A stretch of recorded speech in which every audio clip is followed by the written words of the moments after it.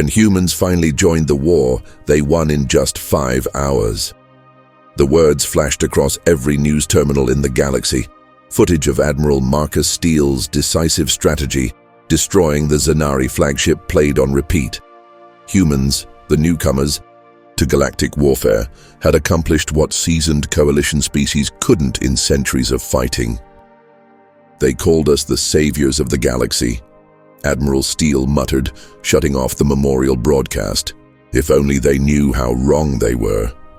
1 year since humanity's legendary 5-hour victory, and now it all seemed like a cruel joke. The Zanari weren't defeated. They were evolving. Strange energy signatures appeared at the edge of coalition space. Ships vanished without distress calls.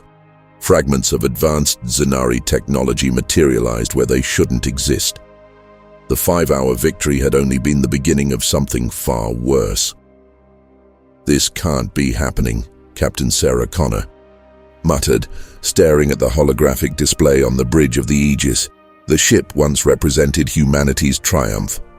Now it floated in the darkness above Proxima Colony, its sensors detecting the unmistakable radiation signature of Zanari weapons. "They're supposed to be gone," Lieutenant Commander Tariq Aziz said, his voice hollow. The tactical display showed 3 settlements on Proxima's surface already decimated. Admiral Steele entered the bridge, his face etched with the lines of a leader who hadn't slept in days. "We were wrong," he announced to the assembled officers. "The Zanari weren't defeated. They were regrouping."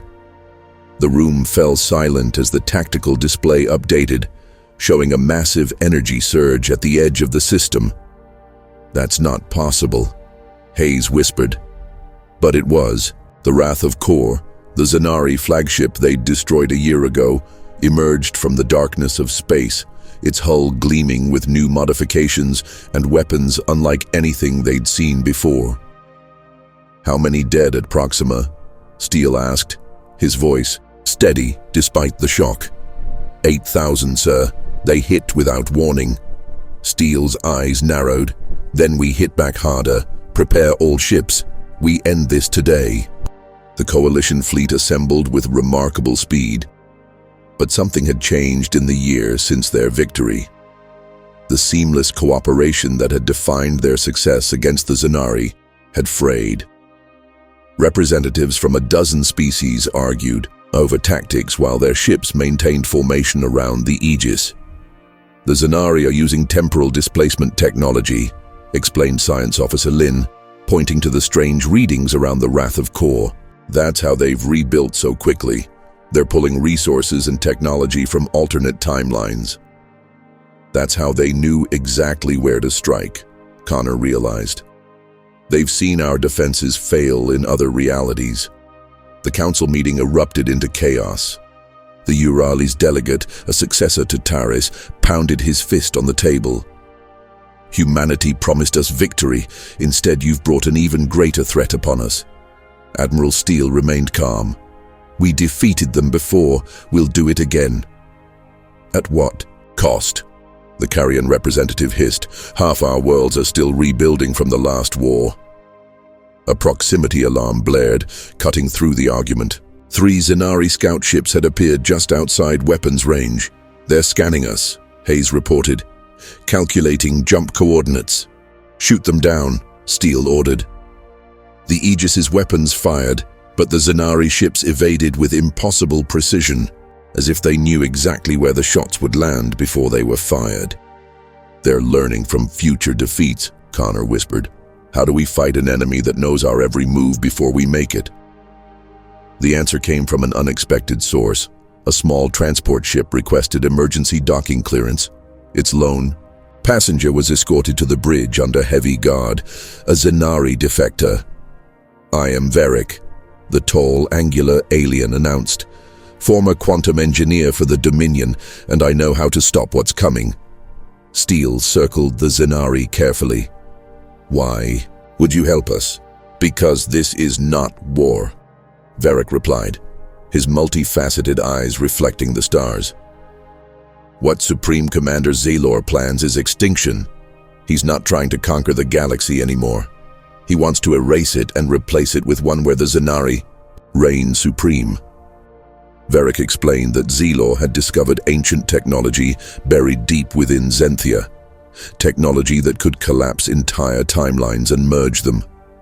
The Wrath of Kor had been rebuilt as a temporal fortress capable of anchoring reality-altering weapons.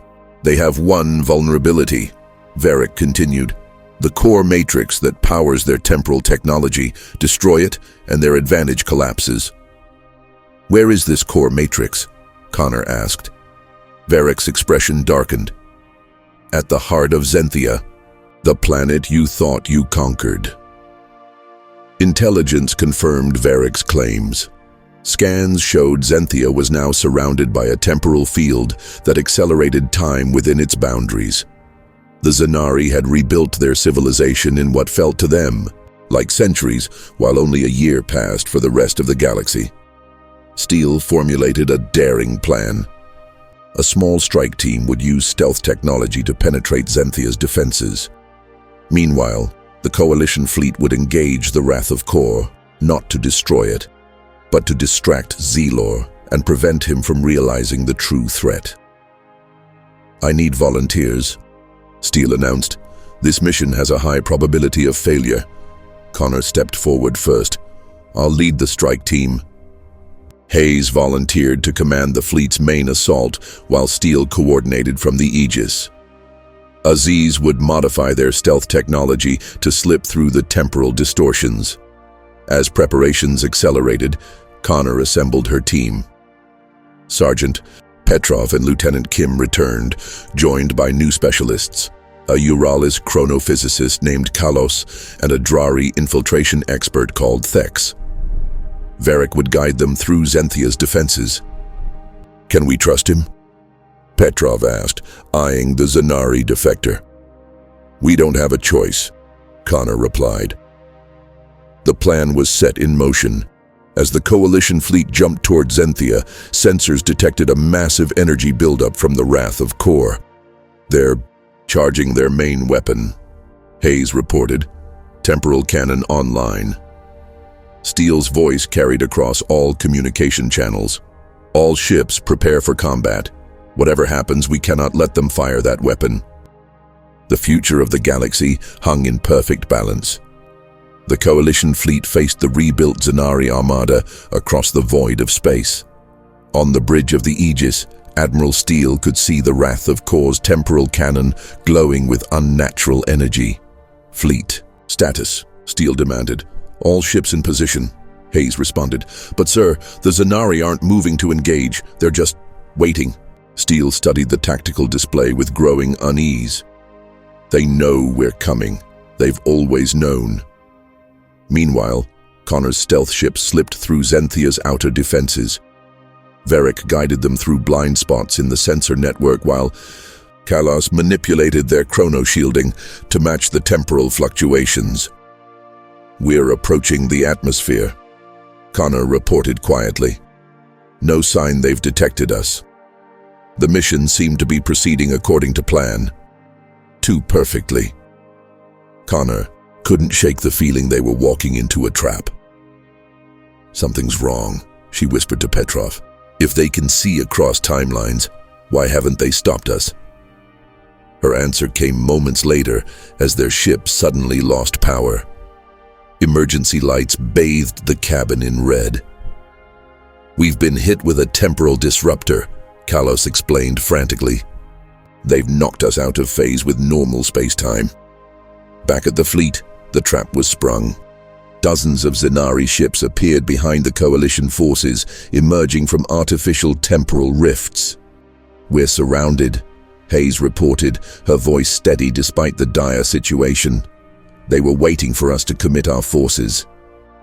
On the Wrath of Kor's bridge, Supreme Commander Zelor watched with satisfaction. He activated the ship-wide communication system. Admiral Steele, he said, his voice echoing across every Coalition channel. I've already won this battle 100 times in 100 timelines. I know every move you'll make before you make it. Steele's response was calm. Then you know I never surrender. Zelor laughed. Surrender? No. I want you to witness the end. In 5 minutes, my temporal cannon will fire. It will erase your species from history. Humans will never have evolved on Earth. The timeline will be rewritten, and the coalition will fall without your species to save it. On Zenthia, Connor's disabled ship plummeted through the atmosphere, control systems failing. Impact in 30 seconds. Thex announced grimly, "Everyone brace." Connor shouted as they hurtled toward the surface. The crash was violent. The ship skidded across Zenthia's barren plains, leaving a trail of wreckage. When the motion finally stopped, Connor pulled herself from the twisted metal, counting survivors. Petrov was injured but alive. Kim immediately began treating the wounded. Kalos and Thex emerged relatively unharmed. Varric was missing. "Find him," Connor ordered, suspicion rising. "He might have betrayed you." Varric stepped from behind a section of the ship's hull, but he wasn't alone. Zenari soldiers surrounded them, weapons aimed. "I'm sorry, Captain," Varric said, his voice genuinely remorseful. "Zelor showed me what happens if his plan fails. The Zenari don't just lose the war, our entire species is extinguished. I couldn't let that happen." The strike team was captured, disarmed, and marched toward a massive facility dominating the horizon, the temporal core that powered the Wrath of Kor's reality-altering weapon. At the fleet, time was running out. The temporal cannon was nearly charged, its energy readings climbing toward critical levels. 4 minutes until they fire, Hayes reported. "Our weapons can't penetrate their shields." Steele paced the bridge, mind racing through scenarios, each ending in failure. Then he stopped abruptly. "Aziz, is the Nova Cannon operational?" "Yes, sir, but their shields..." "Not for the Wrath of Kor," Steele interrupted. "Target Zenthia itself, specifically the temporal core facility." Hayes looked shocked. "Sir, Captain Connor's team is at that location." Steele's expression was grim. "I know." The temporal core facility was a monument to Zenari technological prowess. Connor and her captured team were marched through vast chambers filled with machinery that bent and twisted reality itself. At the center, a pulsing crystal matrix hung, suspended in energy fields connected by conduits to the planet's core. Beautiful, isn't it? Supreme Commander Zelor appeared before them, not in person but as a temporal projection. The power to rewrite history. "Why show us this?" Connor demanded. "Why not just kill us?" "Because I want humanity to understand its insignificance before I erase it," Zelor replied. "In a better timeline, your species never leaves Earth. The coalition falls to the Zenari without your intervention, and the natural order is restored." Connor noticed Varric's growing discomfort. "Natural order? You're talking about genocide across time itself." "I'm talking about correction," Zelor snapped. "The temporal cannon fires in 3 minutes." Aboard the Aegis, Admiral Steele made the hardest decision of his career. "Prepare the Nova Cannon, target Zenthia's temporal core." "Sir," Hayes protested. "Connor's team is already lost," Steele finished. "The needs of the galaxy outweigh even their lives." As the Nova Cannon charged, a message came through on a secure channel. It was Connor, secretly transmitting from a hidden communicator. "Admiral, don't fire," she whispered. "I have a plan." On Zenthia, Connor had observed something crucial. The temporal core created localized time distortions. In some areas, time moved slower. In others, faster. "Lieutenant Kim," Connor said quietly, "your medical scanner can detect temporal fluctuations." "Right?" Kim nodded slightly. "Yes, Captain." "Find me a fast-flowing pocket. Now." While Zelor continued his monologue about Zenari supremacy, Kim subtly adjusted her scanner. She gave Connor an almost imperceptible nod toward a section of the chamber where time was accelerated. "Now!" Connor shouted. The team erupted into action. Petrov tackled the nearest guard despite his injuries. Thex used hidden Drari claws to slash through restraints. Kalos created a diversion by overloading his chrono shield, causing sensors to malfunction. Connor sprinted for the time distortion, diving into it. To everyone else, she moved in a blur, almost too fast to track. She reached a control panel and input commands at superhuman speed, living through minutes while seconds passed for everyone else. "Stop her!" Zelo's projection screamed, but it was too late. Connor emerged from the time pocket, breathing hard but triumphant. "I've recalibrated the temporal core," she announced. "When your cannon fires, it won't erase humanity. It'll target the exact coordinates of the Wrath of Core, 1 minute in the past." Zelo's face contorted with rage and disbelief. "Impossible. You should have killed us when you had the chance," Connor replied. In orbit, the Wrath of Core's temporal cannon reached full power. Supreme Commander Zalor, now aware of Connor's interference, desperately tried to abort the firing sequence. "Shut it down," he screamed to his engineers. "Shut it all down." But the weapon's massive energy couldn't be contained. It fired, and as Connor had promised, the beam curved through space-time and struck the Wrath of Core itself 1 minute in the past. The massive ship, caught in a temporal paradox, began to fold in upon itself, structure collapsing as past and present versions occupied the same space. "All ships, pull back," Steele ordered. "Temporal shockwave imminent." The Coalition fleet retreated as the Wrath of Core imploded, taking much of the Zenari fleet with it. The resulting temporal shockwave rippled across space, neutralizing the bow, artificial time rifts, and stranding the remaining Zenari forces. On Zenthia, the temporal core began to destabilize. The facility shook, sections collapsing. "We need to go," Connor shouted to her team. "This whole place is coming apart." As they ran for the exit, Varric stopped. "Captain Connor, I can't leave. Someone needs to stabilize the core long enough for you to escape, or the entire planet will be destroyed in a temporal explosion." Connor hesitated. "After what you did, let me make it right," Varric insisted. "My people need a future too, even if it's not the one Zelor wanted." Connor nodded once, then led her team out as Varric turned back toward the failing core. The temporal shockwave dissipated, leaving normal space in its wake.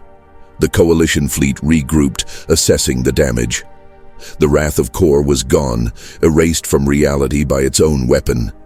The remaining Zenari ships, cut off from their command, and faced with overwhelming Coalition forces, surrendered.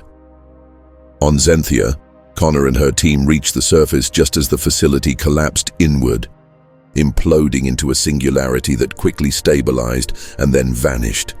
Varric's final gift to both his people and the Coalition. Emergency extraction shuttles descended through Zenthia's atmosphere, retrieving Connor's team from the ruins. As they ascended to orbit, Connor watched the Zenari homeworld below. The temporal manipulations had taken their toll. Vast sections appeared scarred or partially phased out of reality. Aboard the Aegis, Admiral Steele greeted the returning heroes personally. The bridge crew applauded as Connor, Petrov, Kim, Kalos, and Thex entered, battered but alive.